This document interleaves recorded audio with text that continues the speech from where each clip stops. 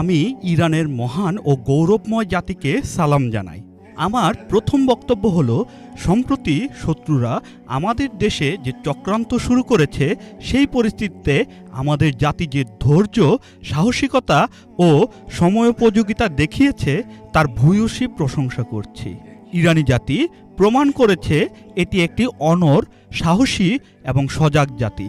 ঈদের দিন জনগণ যে ঐতিহাসিক উপস্থিতি দেখিয়েছে, তার জমায়েত, মার্চ, শুক্রবারের নামাজে অংশগ্রহণ ও নামাজের পর মিছিল, এসবই আমাদের জাতির বুদ্ধিমত্তা, আধ্যাত্মিকতা ও সাহসিকতার সমন্বয়ে গঠিত এক দৃঢ় রূপের সাক্ষ্য বহন করে।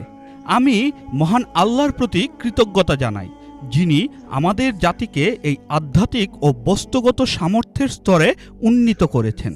আমি এখানে বিশেষভাবে উল্লেখ করতে চাই টেলিভিশনের একজন উপস্থাপকের ঐতিহাসিক ও তাৎপর্যপূর্ণ আচরণ, যিনি শত্রুর হামলার সময় তাকবীর উচ্চারণ করে সমগ্র বিশ্বে ইরানি জাতির শক্তি তুলে ধরেছিলেন। এটি ছিল একটি অত্যন্ত মূল্যবান ও ঐতিহাসিক ঘটনা। দ্বিতীয় বিষয় হলো এই ঘটনা, অর্থাৎ দুষ্ট, হীনমন্য ও অবিবেচক জায়নিস্ট শাসনের এই আগ্রাসন তখন সংগঠিত হয়েছে যখন সরকারের পক্ষ থেকে আমেরিকার সঙ্গে প্রত্যক্ষ ও পরোক্ষ আলোচনা চলছিল। ইরানের তরফ থেকে কোনো সামরিক উস্কানি কিংবা কঠোর অবস্থান ছিল না।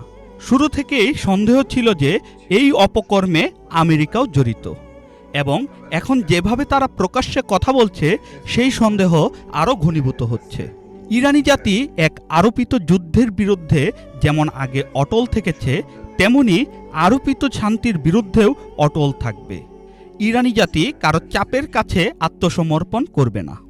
আমি আশা করব বিশ্বব্যাপী বুদ্ধিজীবীরা, লেখকরা, বিশেষ করে জনমত গঠনের সঙ্গে জড়িতরা এই বাস্তবতা তুলে ধরবেন। শত্রুর বিভ্রান্তিকর প্রচারের বিপরীতে সত্যকে পরিষ্কারভাবে ব্যাখ্যা করবেন। জায়নিস্ট শত্রু এক বিশাল ভুল করেছে, একটি বড় অপরাধ করেছে, এবং তাকে শাস্তি পেতেই হবে। এখনও শাস্তি পাচ্ছে। আমাদের জাতি ও সশস্ত্র বাহিনী যে শাস্তি দিচ্ছে ও ভবিষ্যতে যেসব পরিকল্পনা রয়েছে, সেগুলো কঠিন এবং এই শত্রুকে দুর্বল করে দিয়েছে। তার মার্কিন বন্ধুরা এই পরিস্থিতিতে কথা বলতে বাধ্য হয়েছে। এটি তার দুর্বলতার ও অক্ষমতার প্রমাণ। সবচেয়ে বিস্ময়কর হলো, এখন মার্কিন প্রেসিডেন্ট আমাদের হুমকি দিচ্ছেন। একই সাথে তিনি আমাদের জাতিকে আহ্বান করছেন যেন আমরা তার কাছে আত্মসমর্পণ করি। সত্যি বলতে, কেউ যখন এইসব শোনে তখন আশ্চর্য না হয়ে পারে না। তারা কাকে হুমকি দিচ্ছে? এমন একজনকে যিনি তাদের হুমকিতে ভয় পান না। ইরানি জাতি প্রমাণ করেছে যে তারা হুমকিতে ভয় পায় না। আল্লাহ বলেন, তোমরা দুর্বল হও না, দুঃখ করো না, যদি তোমরা মুমিন হও তাহলে তোমরাই শ্রেষ্ঠ। এই বিশ্বাসে ইরানি জাতি অটল। হুমকি তাদের দৃষ্টিভঙ্গিকে পরিবর্তন করতে পারে না। তাদের বলা, এসো আত্মসমর্পণ করো, এটা কোনো বুদ্ধিমান কথা নয়। যারা ইরানের ইতিহাস জানেন তারা কখনো এমন কথা বলবেন না। আত্মসমর্পণ? কিসের আত্মসমর্পণ? ইরানি জাতি কারো কাছে আত্মসমর্পণ করে না। আমরা অতীতে কারো কাছে মাথা নত করিনি, ভবিষ্যতেও করব না। এটাই ইরানি জাতির যুক্তি, এটি ইরানি জাতির চেতনা। আর আমেরিকা এই অঞ্চলের রাজনীতি যতটুকু বুঝে ততটুকু জানে, এই ইস্যুতে তাদের হস্তক্ষেপ শতভাগ তাদের জন্য ক্ষতিকর। যদি তারা কোনো সামরিক পদক্ষেপ নেয়, তাহলে যে ক্ষতিতে তারা পড়বে তা ইরানের ক্ষতির তুলনায় বহুগুণ বেশি হবে, এবং তা হবে অপূরণীয়।